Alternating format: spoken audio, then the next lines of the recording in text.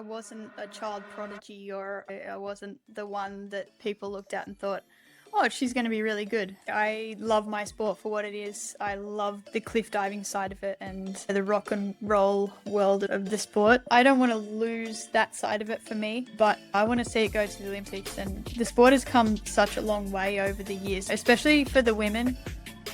Welcome back to Dive Beyond Sport, the podcast where performance meets humanity. Today's guest is Rhiannan Iffland. Rhiannan, thank you so much for joining us. What's up, guys? Thanks for having me. Okay. Buildups. Yeah, tuning in from Sydney, right? Correct, yeah.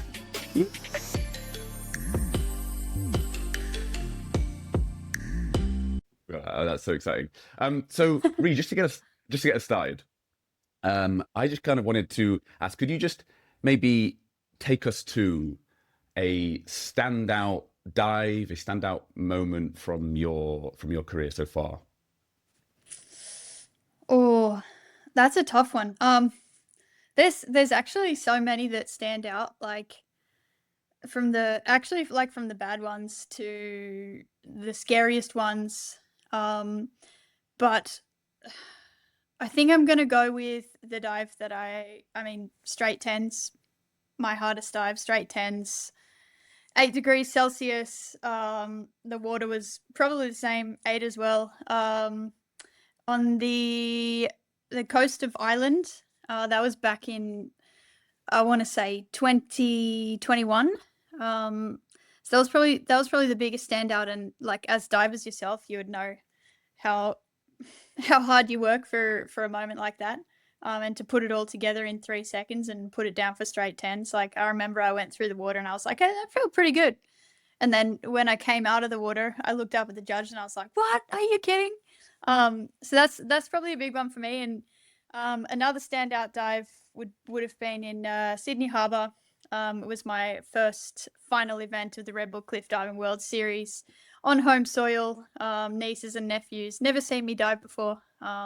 I looked down from the platform and, you know, their little blonde heads were cheering for me, and that was probably one of the most special moments in my diving career. It was just a really cool feeling.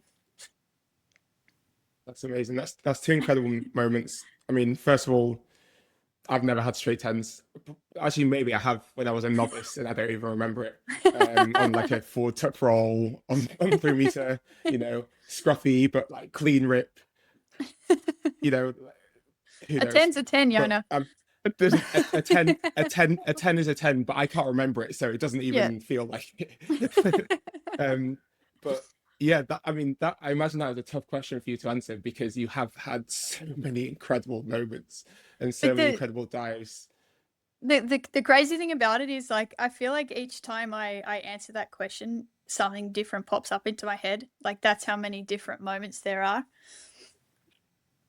It's a fortunate problem to have, I think, because you know, I mean, we can be honest, there's not many people that have even one bit of success, and you've had 9 Red Bull World Series titles in a row, 5 World Championship titles in a row, which is just insane. A dominant span in a decade, and for a female athlete, that is up there with just the very best. And you know, it's honestly remarkable, and I feel honored to be able to talk to you, to have known you, to have seen that journey.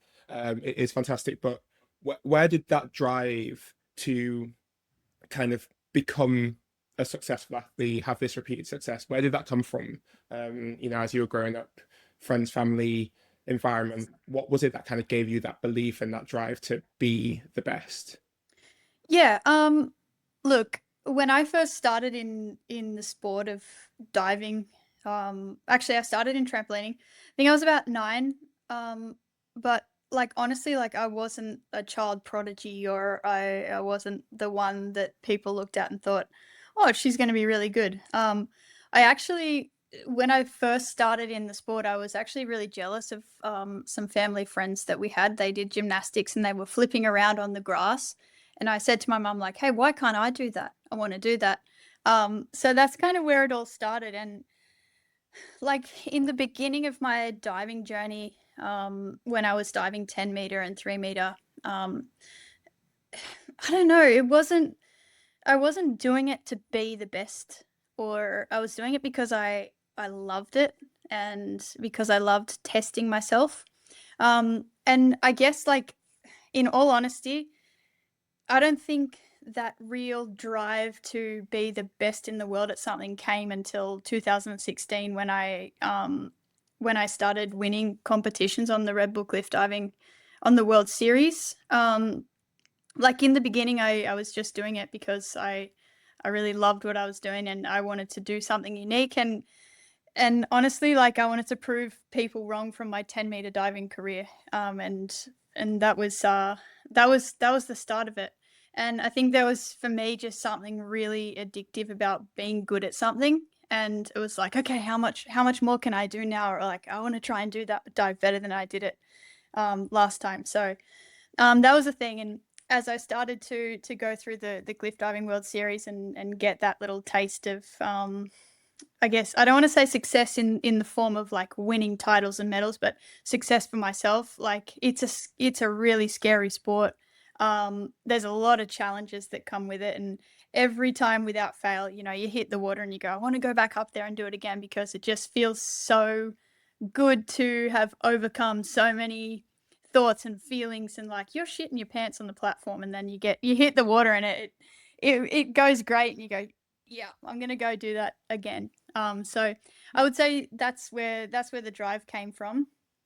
I don't think there was, like, one clear moment where I said, I want to be the best at this. It was kind of just like a trickle effect, and yeah, I got addicted to, I guess, pushing myself every day. I think I want to kind of just clarify this journey, because I think this would be so inspiring, actually, to a lot of people. I mean, to hear what you said, that that you weren't the child prodigy, right?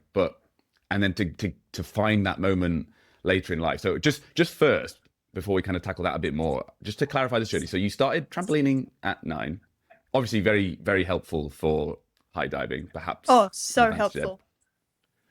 The Barani, right? And again, we'll probably, we can discuss that a little bit more as well, because I'd be curious. But then, so trampolining, then regular diving, but it never quite fully clicked in the way that you hoped it might have. And then you went to, and then you got your first Royal Caribbean contract. Is that correct? Yes. Yep. Okay. So when I finished, although, like, when I finished 10-meter diving or springboard diving, I actually thought, like, I'd hung up my suit. I thought, I'm done. Wow. I'm done. I was always the bridesmaid, never the bride. Just kept trying and trying and trying and trying. And I How old were actually, you when you initially hung up your swimsuit? I think I was like 18 or 19. Okay. So, like, 2 years ago.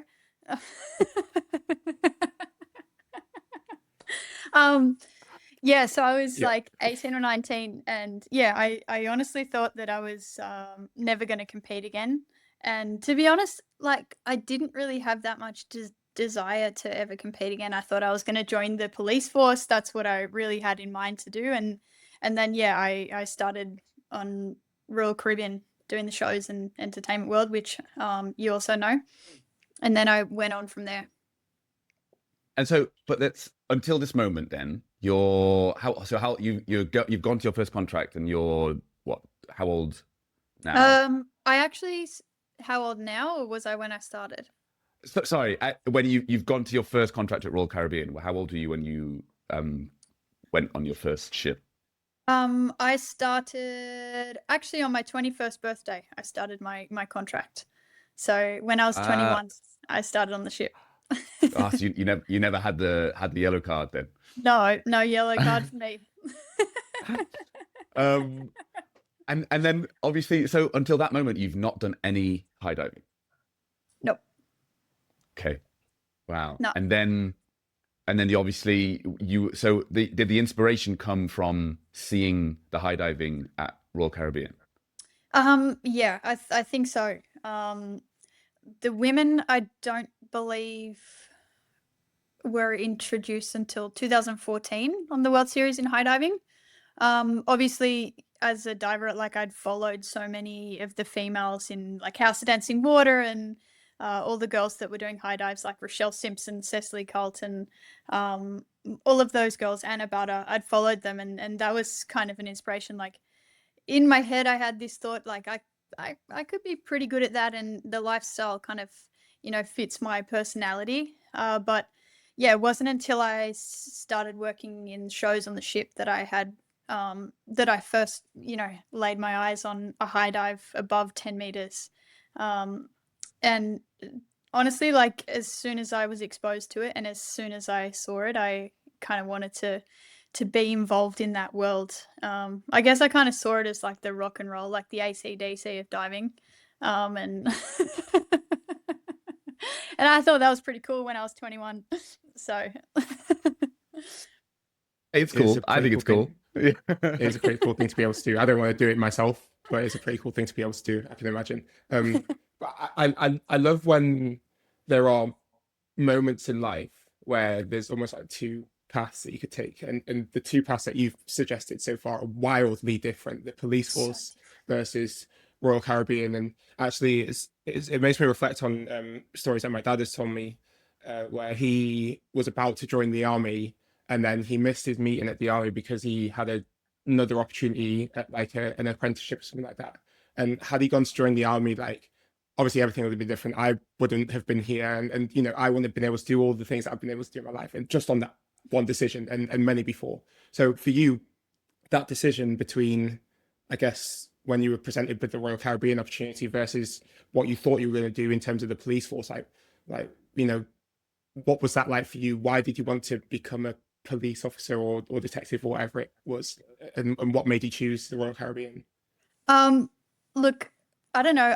I really just I liked the idea of the jobs that were involved in the police force. Eventually, like I grew up as a water baby. Did all the training for like lifeguard and things like that around the beach, and I had a real interest in going into like water rescue and that side of the force. Obviously, that was something that I was going to have to explore and see if it was possible. But it was actually my dad. He was like, "Oh, you know, I don't think you're quite ready for that." At the time, I was 20, 21, and he actually was like, "Yeah, go do one contract." So I actually only planned to do one contract more like diving on the ship, and then I still had that plan in my head that I was going to come back and go the opposite way, but I just fell in love with the sport again. And yeah, that's kind of what changed everything. But yeah, it's funny you say that. Like my grandfather used to tell me this thing all the time, this quote, and he was always like, you know, if a door opens or an opportunity opens, like just pop your head through it and see if you like it. If you don't, walk back through, close it, and go find the next door, you know? And it's wild to think about actually, Yona, because it's not something I've actually thought about, but yeah, it would look so different. And right now I couldn't imagine my life any other way than it is.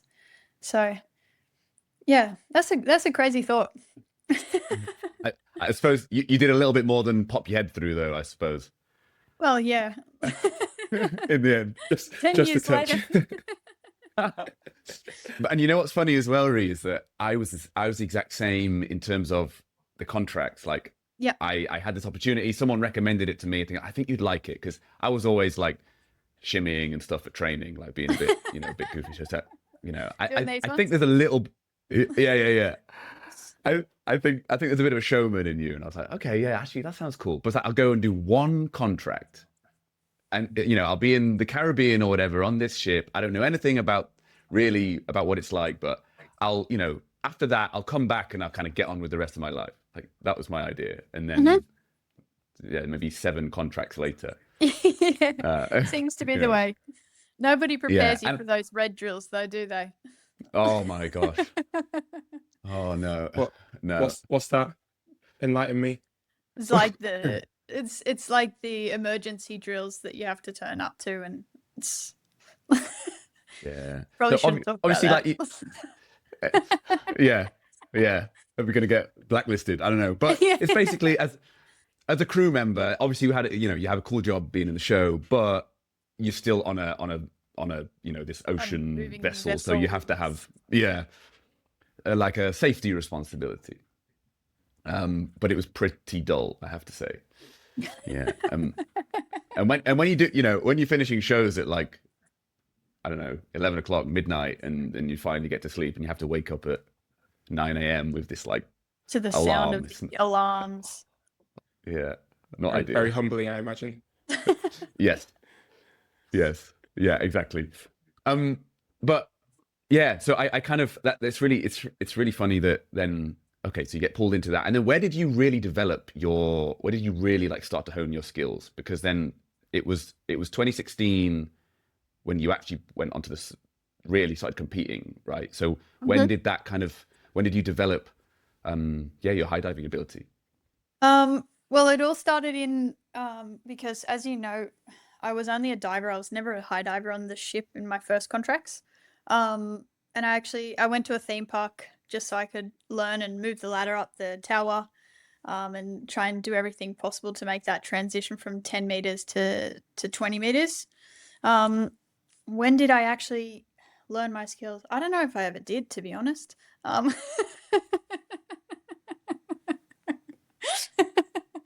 No. If you're saying you've got more to learn, then people are in trouble. Well, there's always something else to learn, though, isn't there? It's very true. Very Yeah, true. but I think like the main transition coming from like traditional diving to high diving, I think it actually was done on the ship, where I started to like play with all of the different skills, and dives from 10-meter, like feet first, and work on the Barani. A few things I had to change like between there and the theme park, and then when I would, in between those theme park contracts and the ship, I would come back and I would start to dive in the pool and start to get my skills and technique back properly. But I did my first event. It was a World Cup in Abu Dhabi in 2015. That went terribly wrong, I must say. And then in 2016, I started competing, and that's kind of when things got more serious, and I started to train a little bit more. When you say things went really wrong in Abu Dhabi, could you just explain that a little bit more? Yeah. Look, I think my first event, I came last by like 100 points. I got pulled out of the water by the scuba team. I decided that it was a great idea to do an inward Barani pike from 20 meters. I never live it down from my friends now. They go, "Remember that you were that girl in 2015 that chose to do an inward Barani?" And I landed like this. And again, I remember coming home, my best friend was like, "Oh, you should just hang up your swimmers now. Like, do you really want to go through that again?" As a joke, because probably she knew that the reverse psychology would work with me. But yeah, I think coming into that space, like it was such an intimidating place for me to be. Like, yeah, I'd come from shows, but I don't know if I was quite ready. And then I went into this event in 2015, and a lot of my idols and people that I'd been watching and like looking up to over the last couple of years, trying to get to that point, they were there, and I kind of felt like all eyes were on me, and I didn't know how to deal with that. And then I had to add the pressure of the competition, and then also, being quite fresh on 20 meters. Like, I looked over the edge and I was like, "Oh my God, what am I doing here? Am I prepared for this? Like, everybody's watching me." And that kind of, it was a really difficult thing at the time to deal with. It didn't go so well, and yeah, I again almost hung up my swimmers after that one. I was like a lot of moments where you were almost like very hesitant to like fully go for it. Yeah. Obviously, like kind of coming towards the end of the traditional diving career, and making the call to stop there and end that journey. And you've spoken before about the Olympic aspirations that you had in traditional diving. Obviously, the divers that you trained alongside, that was just normal, I think, in that environment. But then going to the non, I guess, less pressurized environment of the dive shows on the ships, to then coming back into a really competitive environment where you now speak about the pressure. Like, what was that process like? How did that feel? How did that did you take lessons from the traditional diving pressure that you felt that could apply there? Was there a feeling of freedom from the show diving that contributed? Like, Yeah, what was that like for you? definitely. Like, I think that experience in Abu Dhabi for me as a diver, as an athlete, as a person, like, I think that taught me a lot. Um, it taught me the way that I shouldn't approach things. It completely changed my mindset towards what I wanted to do if I wanted to be there. Um, because after that event, like, it was just by chance that I somebody pulled out of that first event in 2016, and I was given a wild card like 6 weeks before it or something. And I remember saying to my dad and having a conversation with him, and I was like, I don't know, I don't know. He's like, look, do the training, um, and see how you go. And then on the way to the airport to go to this first event in 2016, I was sitting there and I just like started crying in the car, and my dad was like, Rhiannon, why are you crying? Like, you've got this amazing opportunity in front of you, and like, take the travel, take the trip, go see what it's about, give it a go. And I remember in the nicest possible way, he told me, well, you can't do any worse than last time. So just give it, just give it a crack. Like, just have fun. Don't worry about the results. Just go there, have fun, and show yourself that you can do it. And those words and that moment, like, it sounds really strange, but I carried that with me into the next events, and just like taking that pressure off myself and not caring about like the judgment from others. I think that really helped me find my feet, and find that place within myself that I wanted to be as a competitor. And obviously, I kind of grew on that over the years. So I would say that was the main transition for me, was like knowing that I did really bad and wanting to just change the whole way that I was doing it and approach it more like show diving, I guess, more of like a performance, and putting on a show. And that's what high diving seems to be all about, which is really cool. And it makes me jealous because I wish that traditional diving was a bit more like that as well, because it should Bit be a more show. It energetic. should be about entertainment. Yeah, yeah, it's awesome. But it sounds like your dad has really been like such a guiding light for you and your journey, and it just seems to be this almost like voice of calm when maybe your brain gets a bit chaotic or potentially negative. Yeah, That's such an amazing thing to have. it is. It's really special. Like, I don't know, I've realized that over the last couple of years, like some of the things that he says to me, and just his persona. He's lighthearted. Like, I guess I have a similar personality to him. Personality, sorry, similar personality to him. And yeah, it's important to have those people in your life that you can understand and take words from. Well, and it really, I think you. God, sorry. What did you want to say? I was just going to say, like, did he do any sport, or what's his kind of experience like? The laughter. Sorry, Dad. I'm guessing that's a big no. I'm guessing that's a big fat no. uh, yeah, look, he did motocross, KTM's, bit of rugby, cricket, but never anything like what I do or what we do diving. He was completely outside of that world. Although now he like to this day he watches the competitions, and he assures me he gets all of the scoring right and the judging when he's watching from afar. So yeah, he's thrown his heart and soul into what I do and to what my brother and sister do as well. It's a cool thing.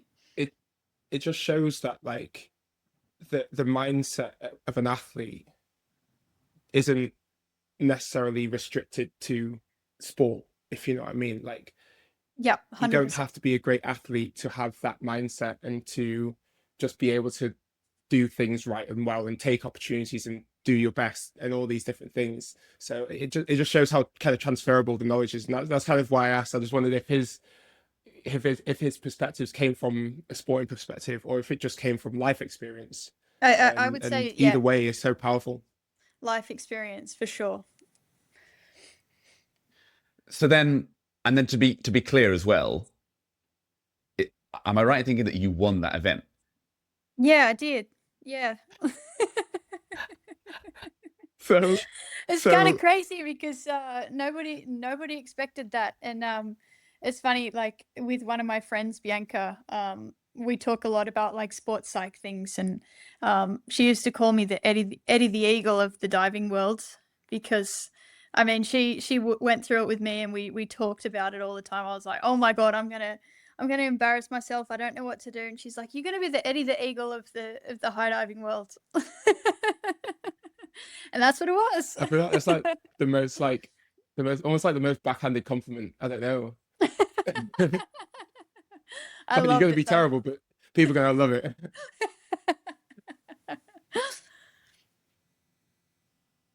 And what? And then basically, so you go from crying in the car, and your dad like, no, go on, just just go with the flow. It can't get any worse. And then you win, and then pretty much the winning just hasn't really stopped, right? For 10 years. Yeah, 10. Yeah. Yeah, pretty much. Which is actually crazy. But as we spoke about before, like what was driving you, I think this moment in time was like a big game changer for me, like because the drive and the motivation to be better and to improve and to learn really came from that moment. But yeah, it's been 10 years since then, and far out, I think it's like 45 wins or something. I don't know. That's obscene.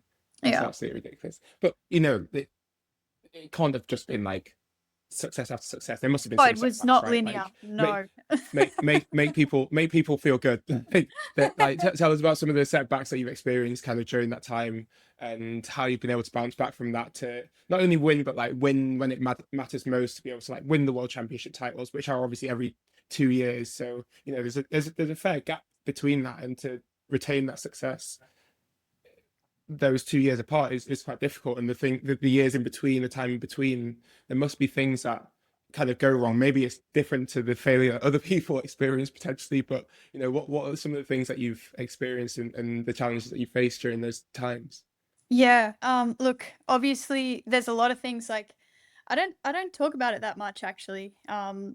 Like the pressures of knowing, this is probably the biggest one for me, is the pressure of having like that target on my back, and the expectations that I've built up over the last 10 years, like especially right now. Like I can talk about it because I'm going through it right now, like just trying to show up and trying to continue to stay hungry and to stay motivated, especially when I don't actually have like a facility here that I train on. I'm training on 5 meter and 7 meter and 10 meter.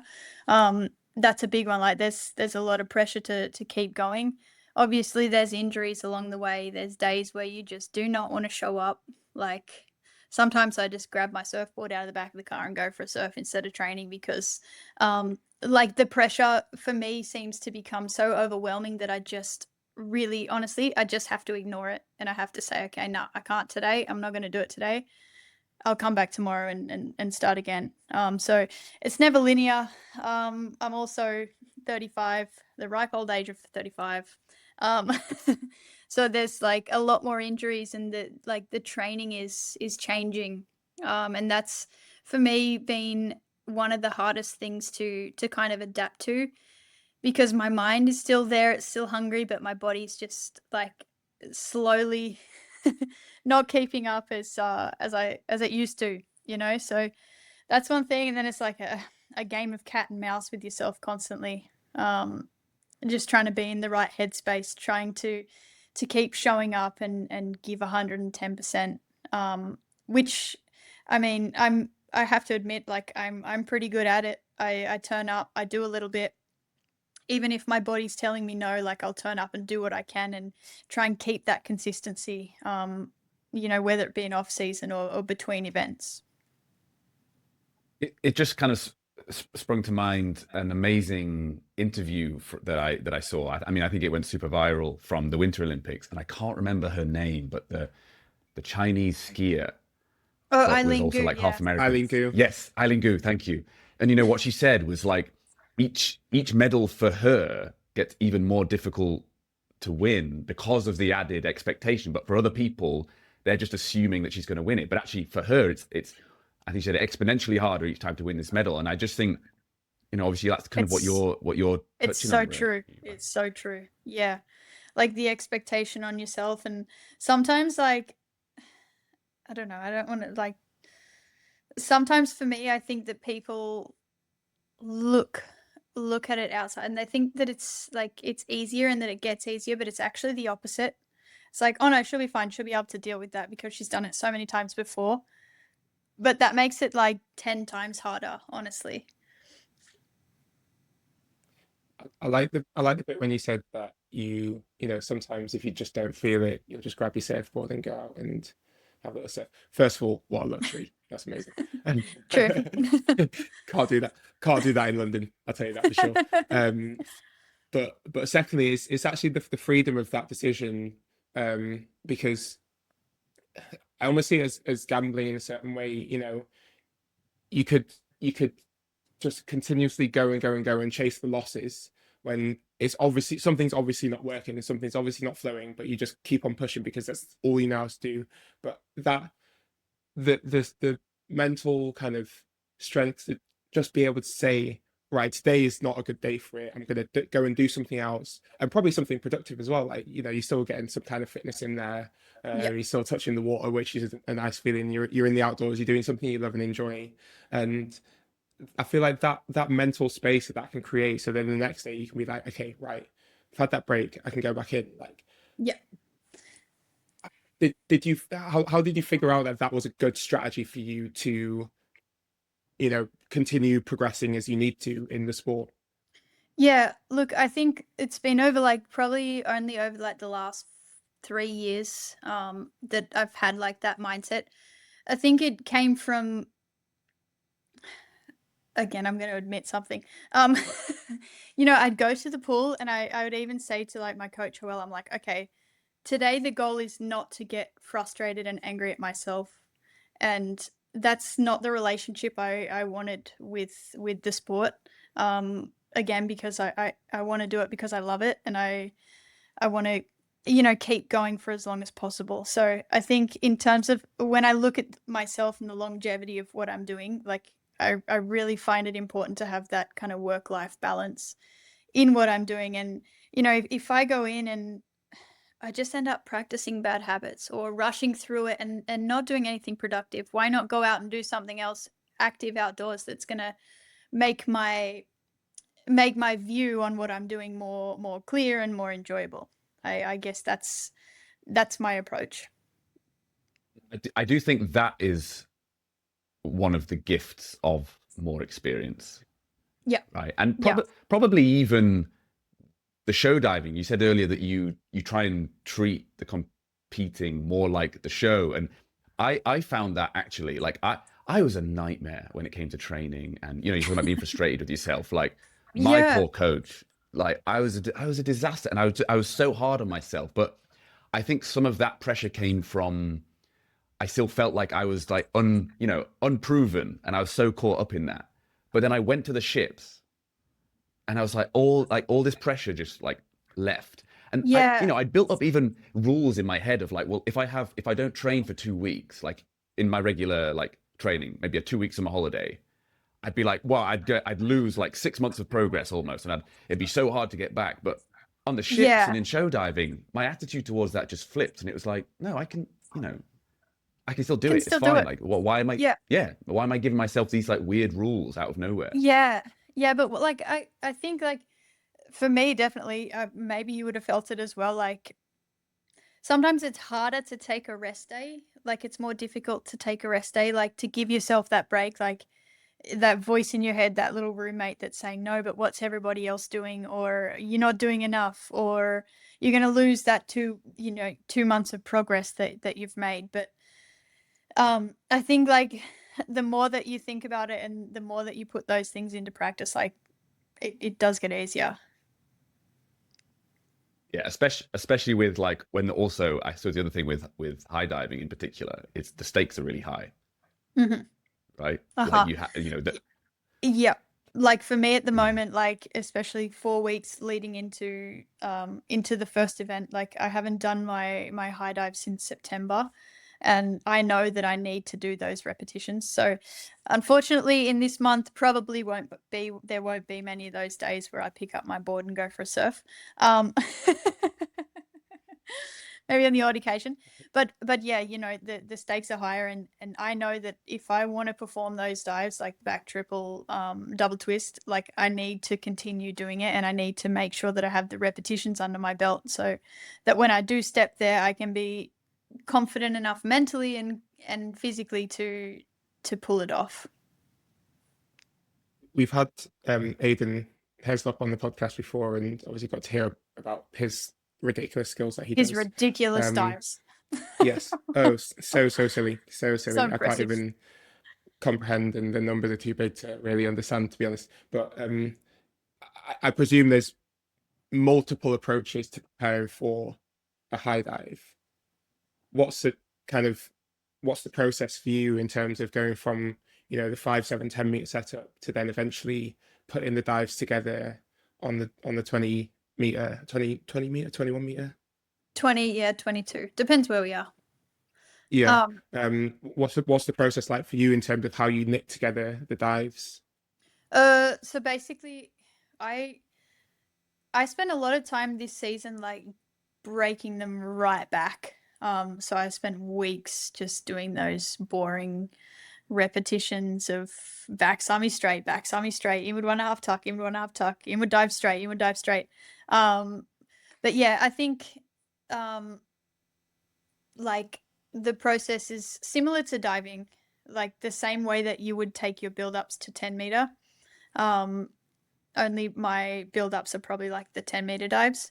But yeah, so for the back triple, I'll do back double with 1.5 twists on 7, just time and time and time again. And then the entries on 10 meter. And sometimes I'll even like do the dives. So I'll do the build up and then I'll do the entry that matches the build up, and then kind of like put it together. And as I'm walking up the stairs, I'll do the whole dive in my head each time. It makes me feel a little more confident. And then, yeah, when you get there, you just, all right, let's go. Hope that you've done Wait, enough work, which I make sure I do. I mean, I do. I think obviously it's sort of said in jest, right? But the reality is, and I think this is probably one of the biggest misconceptions about high diving, high divers, that you're just pure adrenaline junkies, like you're not really scared. I mean, maybe Aiden's like that, I don't know, but I think most people, like there's it. I mean, obviously, like there's immense fear involved still, right? Like Yep. every time you're up there, it's like probably the idea of like what on earth am I doing? So, and you mentioned already, like talking about like mental strategies and psychology and stuff. So, like, how do you manage that? How do you deal with that dive after dive to get yourself to a place where you're actually ready to do it? I mean, beyond this, I just go back to that conversation with my dad in the car every single time. Wow. No.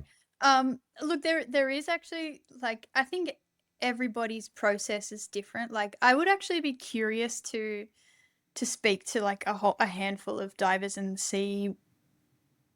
understand the way that they process that lead up to that moment. But like my process is a lot of like visualization.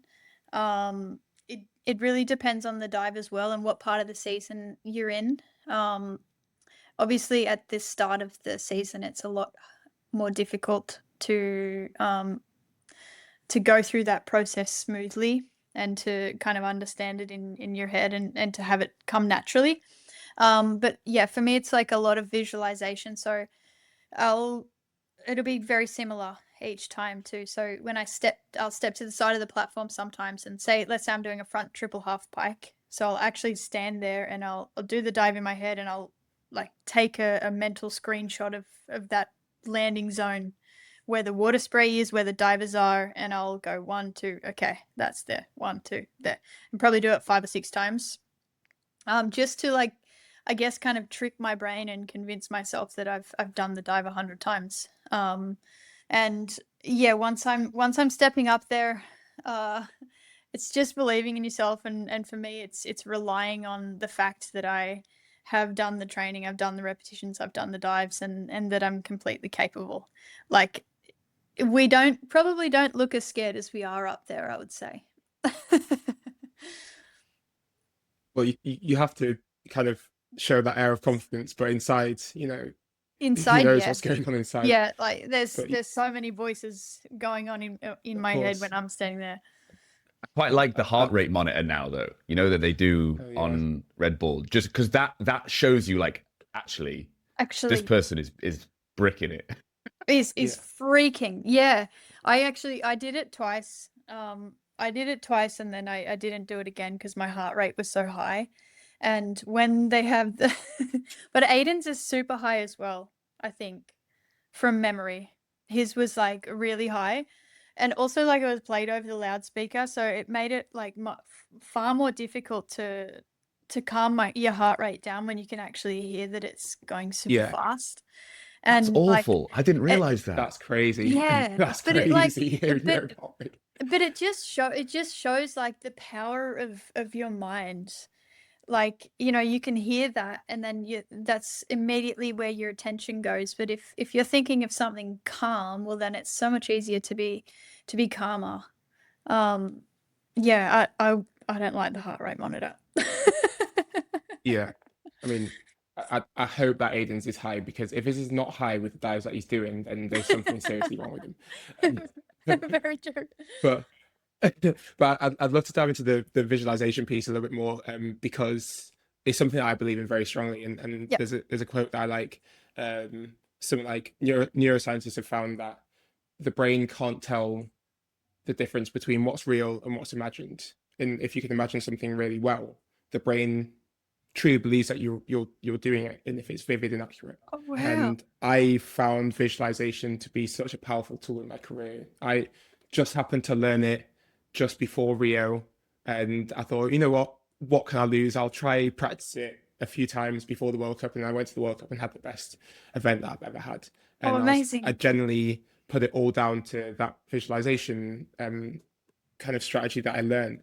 So what was your process of learning visualization? How did you come to understand that it'd be a beneficial tool? Obviously, you spoke a little bit about kind of doing it up on the board and then having that mental picture, which I think is a really interesting thing. Actually, something I've never really thought about before, to be fair. I used to write like a script. So from just before I climb the stairs all the way through to standing on the board, what the board feels like underneath my feet, hearing my name announced, doing the dive, and even after the dive, when I come up and I've got the relief and I've done the dive and hearing the scores, I wrote a full script and I like memorized the script, and then I'd use that to do the visualization. To go through it. What was your process? Yeah, what was your process like in terms of learning and practicing? Yeah. Look, I think for me, like sometimes when you're in such a I was about to say when you're in such a state of panic, but not panic, like when you have so much fear and emotions like rushing through your brain, sometimes it's so hard to like keep things focused and sharp. Like sometimes I'll be standing on the platform and I'll like, fumble with my chamois and flip-flops or like trip over myself because I couldn't slow my thought process down. So that's when I kind of like introduced the visualization, because I think for me it just made things way more clear and simple. And even if I whatever state I'm in on the platform, whether I'm calm, nervous, my heart rate's going through the roof, I realized that that visualization was helping me because I felt so much more comfortable with it. My process, I guess, is a lot more simple than what you were doing. I like to keep things very simple, and um, like for myself, when I'm high diving, I think that's something that's just reassuring me that I'm going to be okay. Um, and it was more about like knowing where I was in the air and the orientation um, in comparison to performing the dive well. So I would basically do the visualization, and then I step on the platform. I find a way to make myself, well, I have a routine to make myself feel like invigorated and confident and just, I guess, on top of the world. And then it's when I step to the end is when I think about the technical things. Does that answer your question? I think so. 100%. Yeah, no, But it's super interesting because it's still effective, and it just shows how many different ways you can go about visualization. Like yeah, it doesn't have to be as complex as the method that I chose. It could yeah. be something way more simple. But for You know, like what my works for one might not work for another. Like it's incredible how the exactly brain works. Yeah. Like to exactly connect that. And body and mind is mine such a was powerful thing. mine was so much like I 100%. looked not only from my own perspective but also like an external perspective. So I'd have a lot going on with it, but I felt like I needed all that to really build my confidence. And Wow. it Wow. was more about like feeling like when I was in the moment on the board, I'd been through it from many different scenarios many times. And So you would but you actually know, like so you would actually look at like visualize it from the outside in. So you would see yeah, yourself on performing the dive to perfection.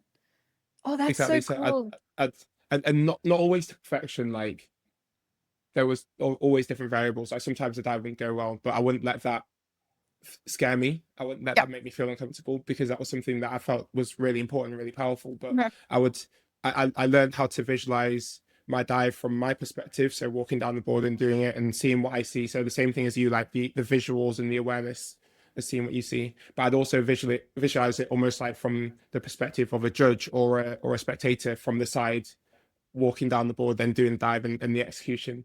So Wow, I learned that's how to do both, and that that gave me, I don't know, it felt like it gave me real good awareness of what I was aiming for in terms surrounding of as the well. aesthetics of the dive, exactly, and it just made me feel so much more comfortable in the environment.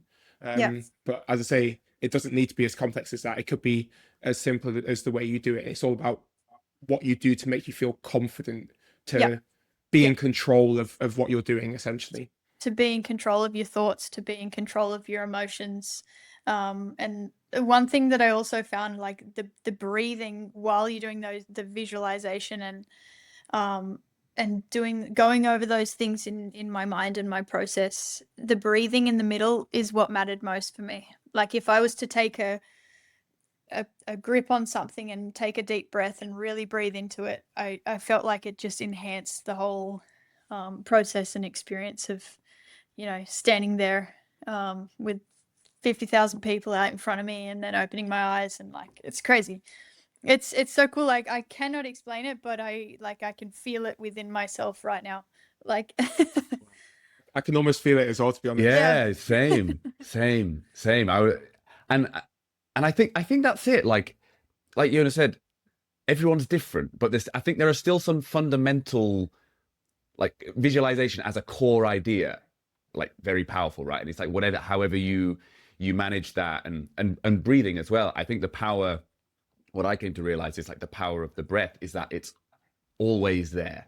Like you Yep. will have access to that no matter where you are. Even if you're on a 20-meter platform with 50,000 people in front of you, it's there, right? And you can access that. And I remembered what I think Aiden, one of his big things actually was 3 words from his coach.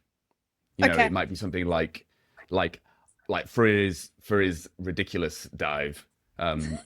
Yeah, what do you I think can't about when you're standing there to do that? Like right, but I'm Like- pretty I don't sure know. I'm pretty sure he was going something like, you know, like arms shaped tight, or it's like Yeah. 3 Yeah, words basically. that Stefan Yeah. would Like give head- him. yeah, Arm shaped tight, yeah. you know, and it'd be like and that's it. But Okay. but I guess, but it's But it also is I though. suppose Like that is you guys don't do simple. that. like in 3-meter diving, you would do similar. Like if I'm standing on the very end, like I have those 3 cues as well to keep it very, very simple.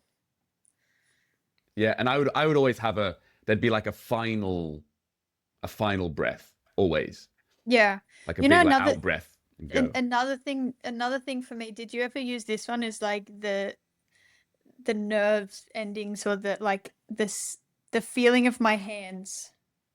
I don't know how to explain this. Oh like no, if I don't I'm know this. if I'm very kind of distracted or nervous, I'll always touch things softly with my fingertips, because it takes my attention only to that place. Well, hold on. Oh. That makes me think of a couple of things. First of all, Aiden, again, I'm pretty sure. What did he say? He like confessed something, that his hands remember. had to be. It's like his hands had to be like the right moist, and so he'd like touch his speedos to like. Oh, get yeah, them. yeah, Oh yeah, no, you're right. Yeah. And then I'm also thinking of. Actually, I know that he does that. Like, Yeah. but it's probably And I'm not for thinking his hands. It's Costa. probably for touching, and it Yeah, takes your That'd be attention for away. grip. Yeah, but I'm thinking Costa also. I True. can picture his No, arms, and he's like, Costa does this. he does that. Okay, yeah. But doesn't he also? But when he stood there with his arms up, doesn't he like move his fingers? I'm not sure. Yeah, he does I'm finding it- actually. Yeah, you're right. Yeah, he does actually, like this. Yeah. Yeah. Maybe there's some crossover. Can you Maybe. try to explain what the touching of the kind of fingertips, like, does for you in that moment? Is it just a calming, It's straight just- calming thing? Yeah, it's a calming thing. Like, I've always done it like this, and then like touching something. I don't know, it just calms me down and takes my attention away from other things. I don't know how to explain it any more scientifically than that. So if Yeah. anybody has any explanations. Yeah, I think I need to ask the psychologist about that one. Yeah. That's super interesting. But I think to some degree, it's that power of the same thing as the breath, isn't it? It's like that's something that you have access to in any moment that takes you into the present moment. Because and this was something. Yeah, I think that's the important thing with cliff diving, because we all know that you were talking about like that, a voice in your head. We all know how detrimental that can be in those like final moments. Like you don't want to be caught up in that chatter. You want to be focused on the right things. And I can't imagine I can imagine to a degree, but like the things that are going through your head in those sorts of environments. So it's trying to like not get caught up in that, I suppose. And if you're fully aware of, this highly like sensitive area, like just on your fingertips, it helps to take you out of that. The other thing that I wanted to ask actually is about like extreme weather, because personally, that's something that still blows my mind. How, and like watching like Polignano Amare last year, The wind. and how insane the wind was. Personally, it still blows my mind too. Really? Well, in a way, I'm not surprised, because like again, you watch it on the stream and you see the wind speed, but you're sat inside in your house, like, so you're like, oh, it must be difficult, but it's like it's so hard to put yourself in that environment. But if I think of any moment where I found diving difficult, and it's like wind is a massive one. Like I remember training in Fort Lauderdale, and it was like windy one day, and I was like, I'm not going to dive from 20 meters today. But it's like you had to, like. Well, and it was probably way worse. Yeah, well, I think that's the thing. Like, you have to, and like when the conditions are like that, like you do have the right to step down. So it's not like balking, or not like that makes it any easier. That probably only makes it harder, actually. But yeah, when you have no choice, like you've got to do it. But for me, I think in those situations, like, less is more. For starters, like I never go and train my dives in those crazy conditions, because it's not going to be the same once I get up there and do it again. And it's kind of I think that the process like is similar, like the mental process is similar, but it changes a fraction.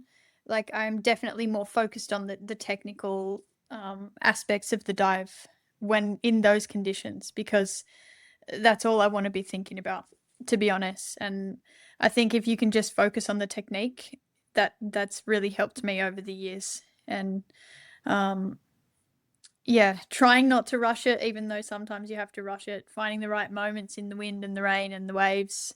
Um, I think I've been somewhat lucky with my background in surfing, like in wavy conditions. I've sometimes been able to read a little bit what was going on. Sometimes it's also not possible because it's like a wind swell or it's difficult. But yeah, sometimes that's worked in my favor as well. There's so many variables to consider. Yeah. That's Or you absolutely, just Yeah, don't that's talk absolutely and that's super incredible. interesting. try and forget about the weather, you know? Yeah, and just get it done, basically. I mean, yeah, from diving outdoor, that's the kind of approach that I feel like I had to take. It's just like block it all out. I'm still in control of what I'm doing, Yep. and you just got to do it your best as Yep. possible. This has been such a fascinating discussion, actually, and I feel like we could continue talking about this for a long time. But Yeah. as we come towards the end of this episode, one thing that I'm a little bit interested in is your thoughts for life after diving, whenever that may come. Hopefully not for a very long time. We see Gary Hunt doing it for, I don't know, he's probably what, 60, 65 now. um, Sorry, Gary. I know, sorry. Yeah, sorry about that. I'm not sure if I No, he's fine. I'm sure that you've got a lot less in the tank and a lot left to offer, but you've also achieved so much. But how much do you now think about life after diving? What you would do? How much confidence do you take from what you've been able to achieve from your diving career to apply to whatever comes next? What's that looking like for you now?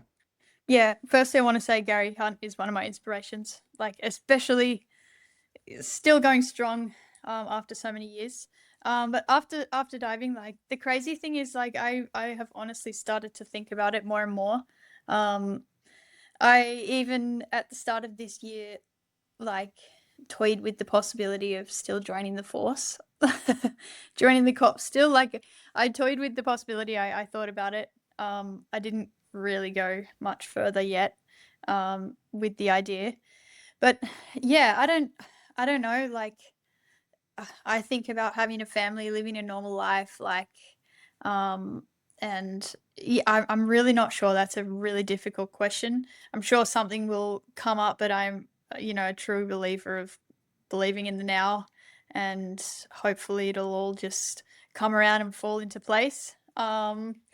But yeah, I think there is a lot of lessons that I've learned over the years, and especially, having conversations like this really just brings it back up and reminds you of the things that sport teaches you.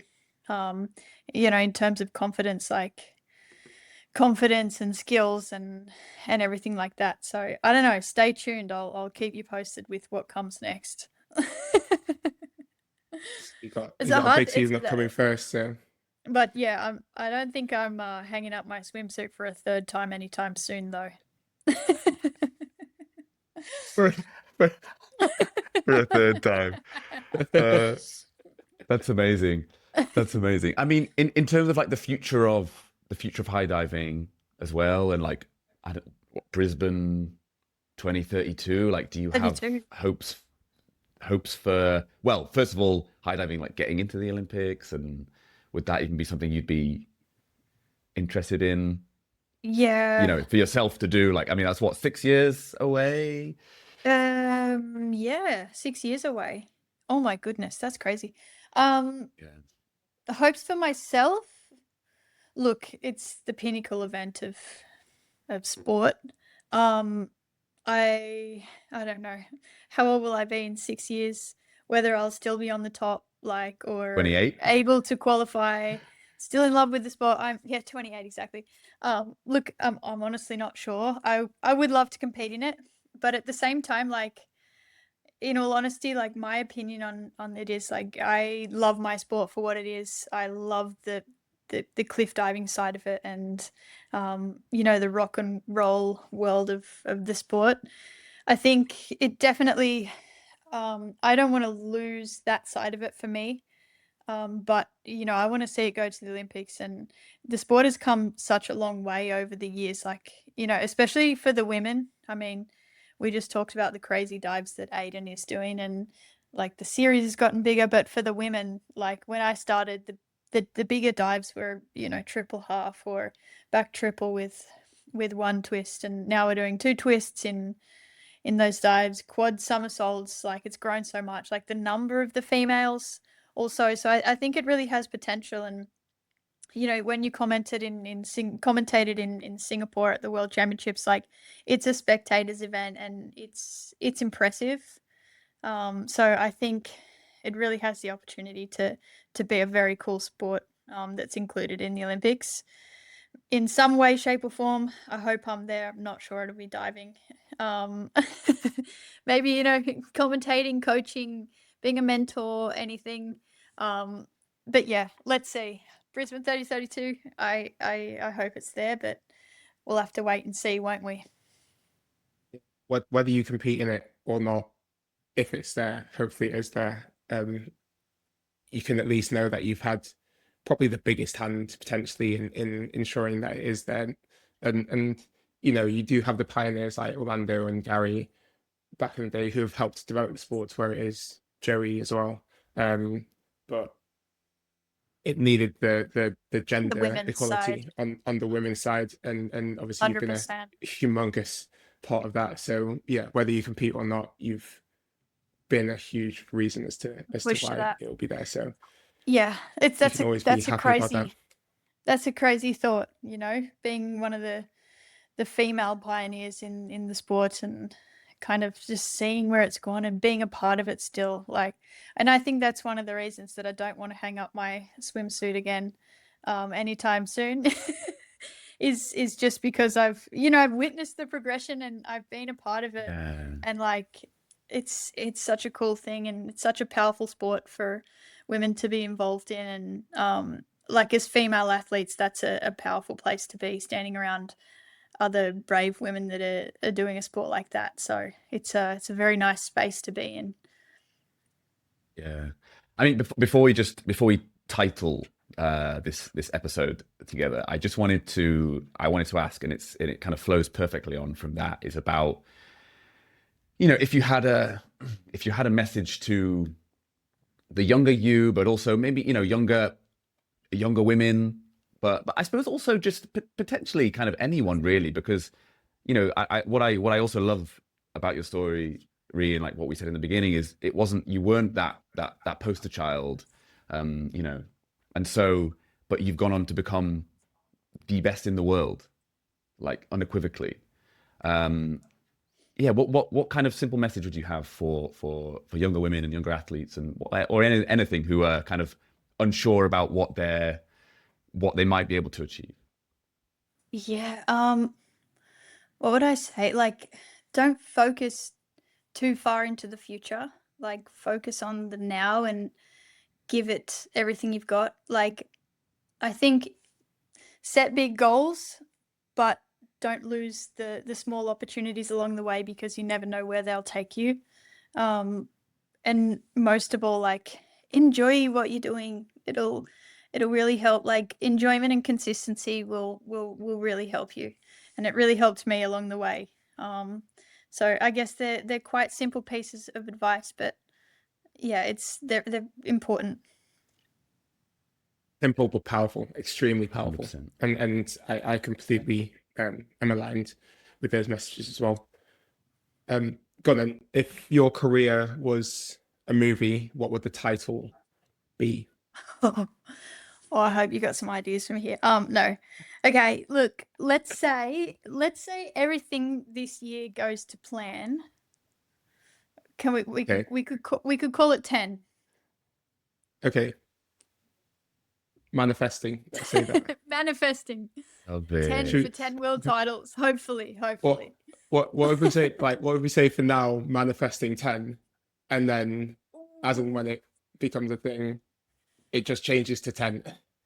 Oh, I don't know. Have you got any ideas? Look, I kind of like it. You know, the perfect 10. Yeah. Well, I mean, you did talk about getting straight tens. Yeah, yeah. oh, yeah. true, So, true. yeah, that's something that aligns very well there. I mean, like you said it, like we kind of have to like, you know, just go with it, to be honest.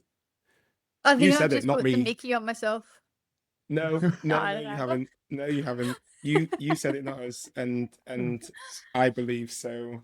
And also, I think the story that you said at the very start, the first thing that you chose, well, you could have chosen so many other dives. When Freddie asked the question, you could have chosen anything, and you chose the dives where you got straight tens, and now you said 10. So let's go with 10.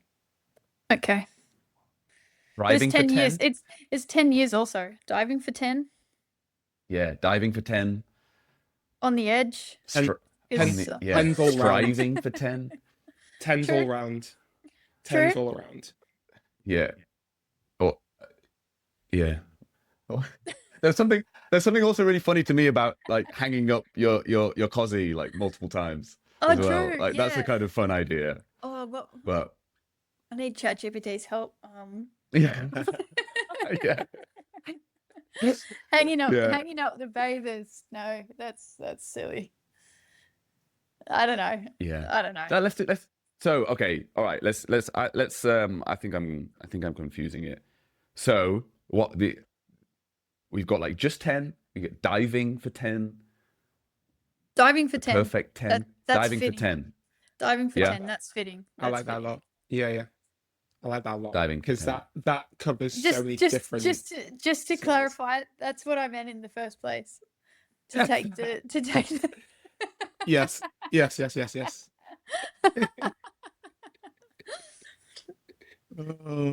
That is amazing.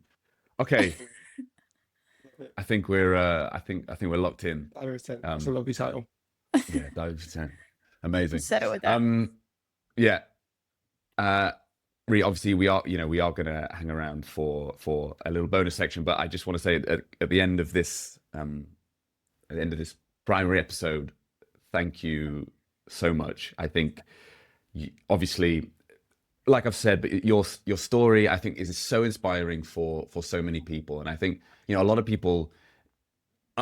For me too, like I resonate with that idea of not being like the poster child, and I really resonate with that, and I think that's amazing to have found something at 21 and then go on to be the best in the world. Obviously, your previous skills line up with that really well, but nevertheless, and to do it with so much humility and such that like kind of laid back style, but also to really hear and understand like some of these mental struggles from someone who's been dominating for so long is just amazing, and I think that will be so inspiring for others as well.